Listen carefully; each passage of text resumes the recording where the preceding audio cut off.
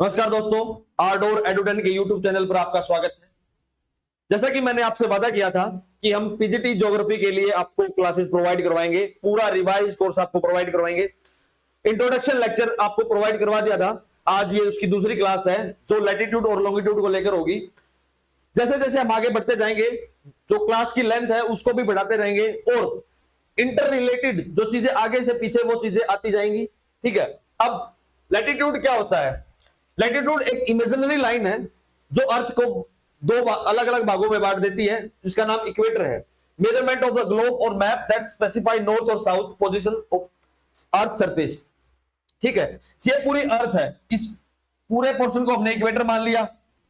Mainly जो latitude है वो इक्वेटर को लेकर लिखी जाती है। ठीक है, जो इसका जो मेन काम है वो एक तो लोकेशन, किसी भी शहर की या किसी सिटी की या फिर किसी कंट्री की वो चीजें बतानी हो तो जो लैटिट्यूड है उसका काम आता है। लैटिट्यूड का मतलब वो लाइंस जो लेटी हुई हैं, जो ऐसे लेटी हुई हैं, ये अर्थ को इक्वल भागों में बांट देती है। दो लैटिट्यूड के जो डिस्टेंस है वो लगभग 111 किलोमीटर है और नॉर्थ और साउथ पोल पर जो ये आकर सिर्फ एक बिंदु रह जाती हैं। ठीक है, और इन बिंदुओं को नॉर्थ में तो बोला जाता है 90 डिग्री नॉर्थ और यहां बोला जाता है 90 डिग्री साउथ, ऐसे रिप्रेजेंट कर देते हैं।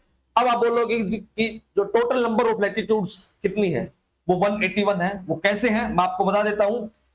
ये इससे ऊपर आओगे तो 90, इससे नीचे जाओगे तो 90। इक्वेटर, एक इक्वेटर एक्स्ट्रा जुड़ जाती है जिसकी वजह से ये जो है 181 हो जाती है।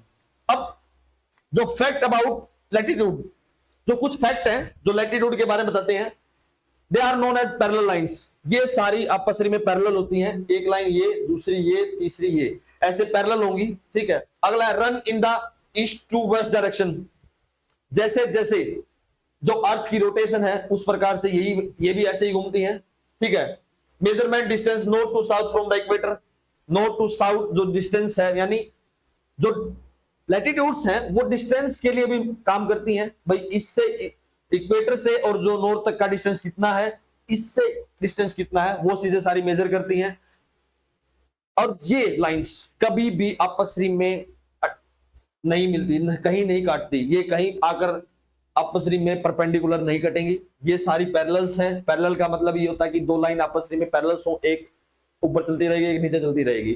ठीक है, cross the prime meridian at right angle. जब मैं आपको लॉन्गिट्यूड बताऊंगा तो ये भी बताऊंगा कि प्राइम मेरिडियन क्या है। वैसे आपको बता देता हूं एट प्रेजेंट यहां, जब इस पूरे को ये नॉर्थ पोल ये साउथ पोल अगर इससे मिला दिया जाए तो ये एक प्राइम मेरिडियन बन जाती है। वो कहां से निकलती है वो भी बताऊंगा। अगला है lies in the plane that cross equator axis at right angle. जो अर्थ का एक्सिस है उसको भी राइट एंगल पर काट देती है। Cut shortly toward the poles, यानी एक लाइन अब आती है, जैसा जैसा ऊपर जाएंगे जो सरकमफ्रेंस है लैटिट्यूड्स की वो कम होती रहेगी। यानी अब देखो ये 80 डिग्री की सरकमफ्रेंस देखिए ये कितनी छोटी है और ये 10 डिग्री की सरकमफ्रेंस ये कितनी बड़ी होगी। यहां से आप अंदाजा लगा सकते हो कि जो लेंथ है, जो सरकमफ्रेंस है यानी लेंथ ऑफ लैटिट्यूड है, वो जैसे जैसे अब ऊपर जाएंगे वो हर बार घटती जाएगी, कम होती जाएगी। ये था पूरा लैटिट्यूड के बारे में। अगला है अब की points about latitudes. Imaginary line है, ये मैंने आपको बता दिया, ये कहीं अर्थ पर एग्जिस्ट नहीं करती। ये सिर्फ एक मान लिया कि ऐसी ऐसी कुछ चीजें होती हैं, क्योंकि हमें जब मैंने आपको कल बताया था ज्योग्राफी का मतलब क्या है, अर्थ टू राइट। ज्योग्राफी के बारे में पढ़ने के लिए लैटिट्यूड एक बेसिक पार्ट है, उसको हमने इस तरीके से बांट लिया कि जिससे हमें जो अर्थ का जो है ग्लोब है, सरफेस एरिया है, वो आसानी से समझ आ जाए और लोकेशन में हमें आसानी हो कि कौन सी चीज, कोई लोकेशन या कंट्री वो कहां है।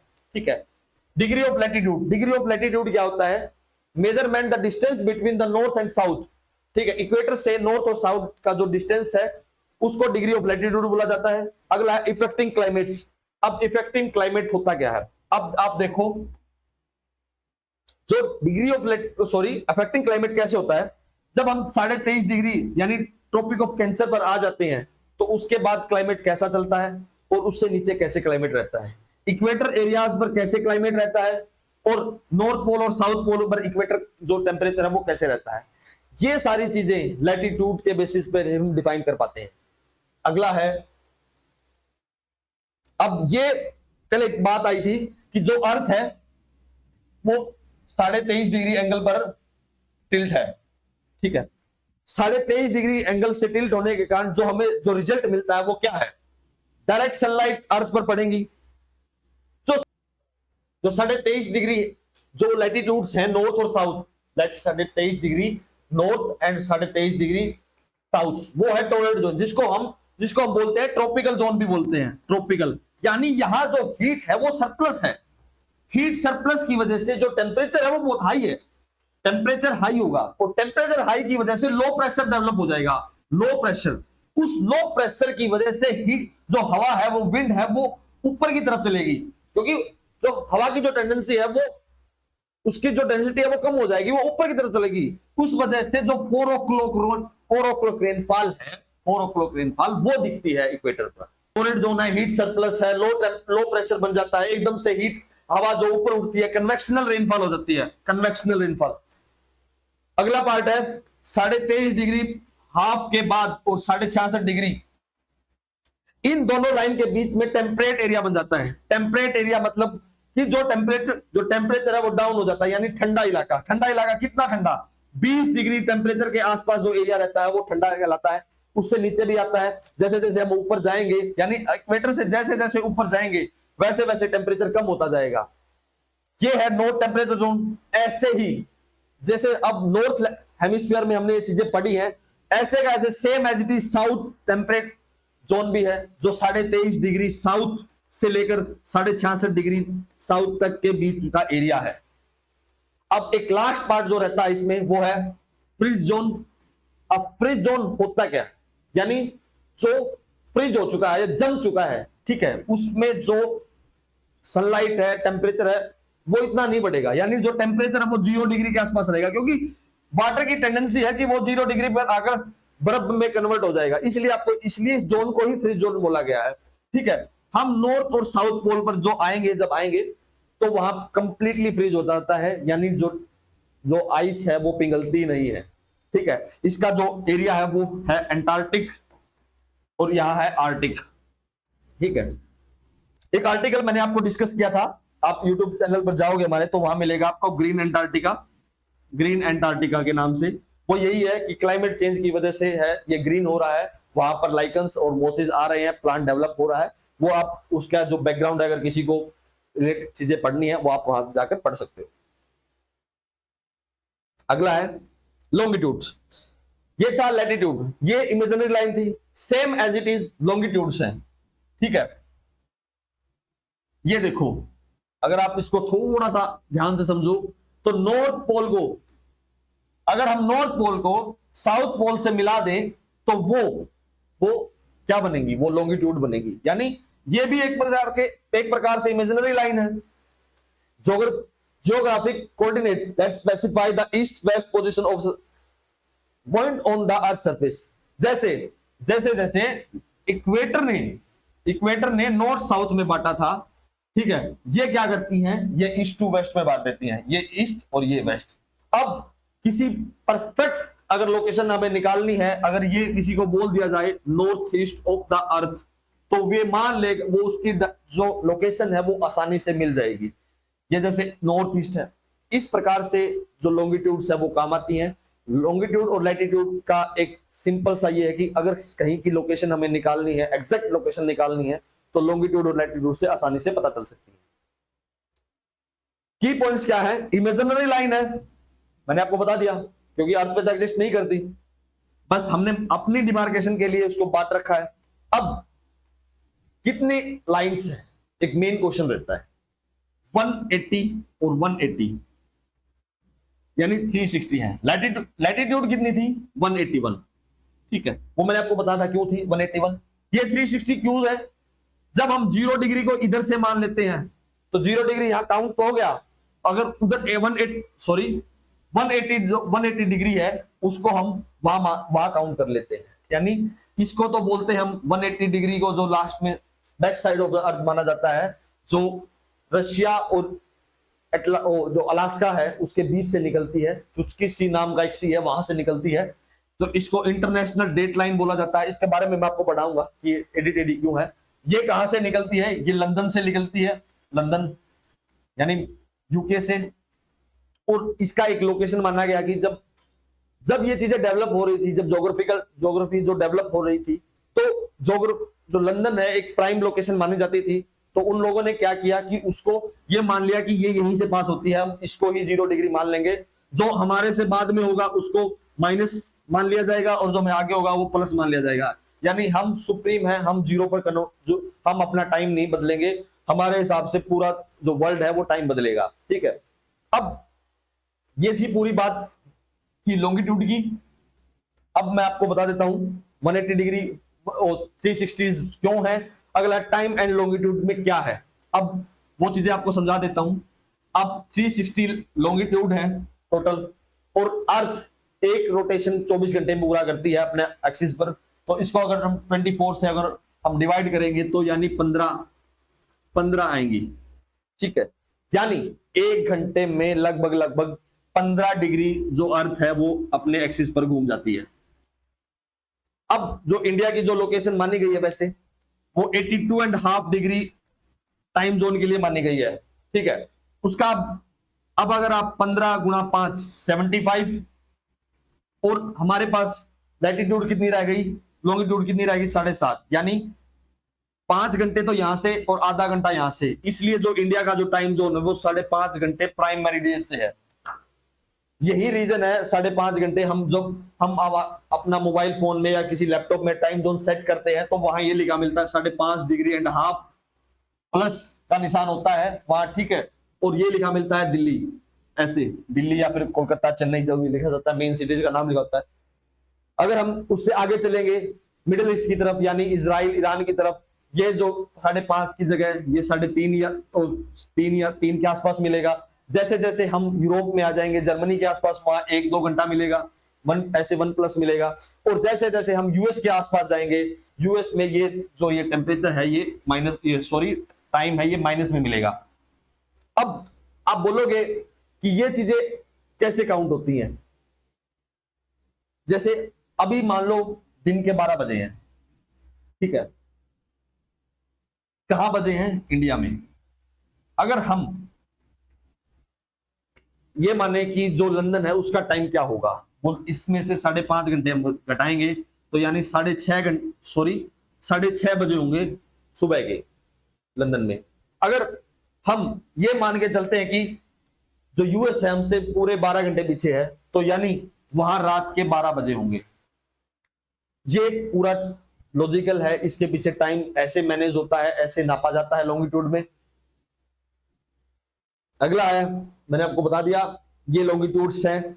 नेविगेशन पर्पस के लिए भी इसको यूज किया जाता है, क्योंकि जो सैटेलाइट है, जो गूगल मैप है, वो लॉन्गिट्यूड और लैटिट्यूड पर ही काम करता है। एक क्वेश्चन है अब यहाँ, इंटरनेशनल जो डेट लाइन है वो जिगजैग है, और वो कहा जिगजैग क्यों है पहले तो वही समझ लेते हैं, आपको मैं बता देता हूं।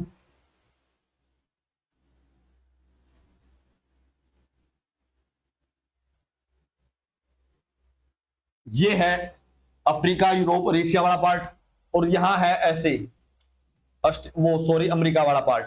तो ये जो ऐसे है, इसका रीजन ये है, इसका रीजन मैं आपको बता देता हूं। यहां जो एरियाज हैं वो आइलैंड्स हैं, और वो एक आइलैंड कई कई भागों में बटा हुआ है। यानी जब न्यूजीलैंड का हम आइलैंड देखते हैं उसके मेन तो इस साइड रह जाते हैं, लेकिन अगर उसके छोटे छोटे जो पार्ट्स हैं वो बहुत बड़े लंबे हैं, क्योंकि यानी उसका नंबर्स है 260 230 ऐसे, मतलब नंबर्स बहुत ज्यादा है। तो उन सभी एरियाज का एक टाइम जोन बनाने के लिए, इसलिए ये जो जिगजैग लाइन, ये जो इंटरनेशनल डेट लाइन है वो जिगजैग है। ठीक है, कुछ हद तक तो ये 15-15 डिग्री तक बैंड हुई है। ये इसीलिए है क्योंकि हर उस आइलैंड का एक ही टाइम रखना है, क्योंकि वहां पॉपुलेशन बहुत कम है। अगर वो टाइम को मैनेज करने लगे तो उनकी चीजें बहुत परेशानी में आ जाएंगी। ये था पूरा लॉन्गिट्यूड। इंटरनेशनल डेट लाइन मैंने आपको बता दिया है। एक इसमें एक वो है, एक ट्रिविया है, मैं आपको बता देता हूं। ऐसे जो इंटरनेशनल डेट लाइन है, अगर हम आ रहे हैं यूएस की तरफ से, तो हमारा एक, और इस इंटरनेशनल डेट लाइन को क्रॉस करते हैं तो एक दिन प्लस हो जाएगा। ठीक है, पॉजिटिव में आ जाएंगे। अगर हम यूएस की तरफ जा रहे हैं यहां से पैसिफिक आइलैंड, पैसिफिक ओशियन को क्रॉस करते हुए, तो यहां एक दिन माइनस हो जाएगा। ये एक ट्रिविया है, आप इसको समझ लेना। और मैं आपको कुछ अगले लेक्चर का चीजें आपको बताऊंगा कि हम जो अगला लेक्चर है वो कहां आएगा, किस कौन से टॉपिक पे आएगा।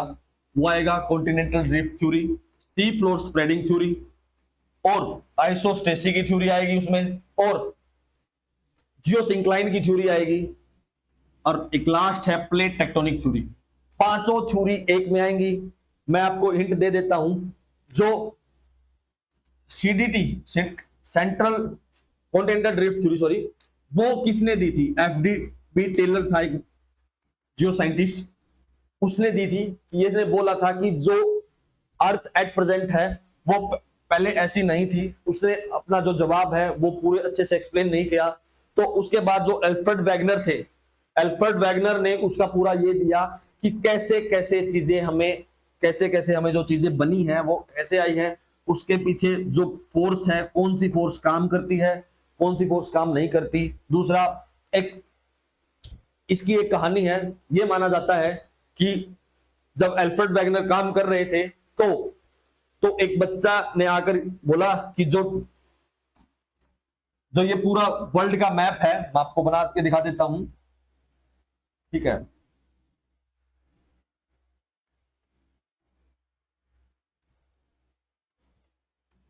ये पूरा वर्ल्ड का मैप है, ये ऐसे का ऐसे इसमें फिट हो जाता है, ठीक है। ये देखो, ये यहां फिट हो गया, ये यहां फिट हो गया। तो उनका मानना ये था कि ये पूरा वर्ल्ड एक ही था। इस प्रकार, इस बेसिस पर एल्फ्रेड वैगनर ने हिंट दिया कि ऐसे ऐसे जो अर्थ है वो जो एट प्रेजेंट हमें दिख रही है वो इस प्रकार हुई होगी कि उनके बीच में फोर्स लगा होगा। आगे चलकर जब सी फ्लोर स्प्रेडिंग थ्योरी आई तो उसने बताया कि नहीं, ऐसा कुछ नहीं है, वो कन्वेक्शनल करंट बेसिस पर काम करती है। नीचे से लावा ट्रेवल करता है अपने अपने डायरेक्शंस में, उस बेसिस पर जो कॉन्टिनेंट है वो ड्रिफ्ट होते हैं, टूटते हैं, बनते हैं। आगे चलकर जब प्लेट टेक्टोनिक थ्योरी आई, ठीक है, उसने भी बताया, उसने कैसे बताया कि कैसे कैसे जो प्लेट्स हैं, जो 7 मेजर प्लेट्स हैं और कुछ माइनर प्लेट्स हैं, वो कैसे काम करती हैं। वो सारी चीज हम अगले लेक्चर में समझेंगे। ये था हमारा आज का लेक्चर। Thanks to all. आप किसी भी क्वेरी के लिए आप हमारे आर्डोर एडुडेन के टेलीग्राम चैनल को ज्वाइन कर सकते हो। अगर आपको कोई परेशानी हो, कुछ बात पूछनी हो, हम आपके एक्स हैंडल, इंस्टाग्राम और यूट्यूब, कहीं भी आप हमसे जानकारी प्राप्त कर सकते हो आर्डोर एडुडेन के यूट्यूब चैनल के लिए। थैंक्स टू ऑल, धन्यवाद।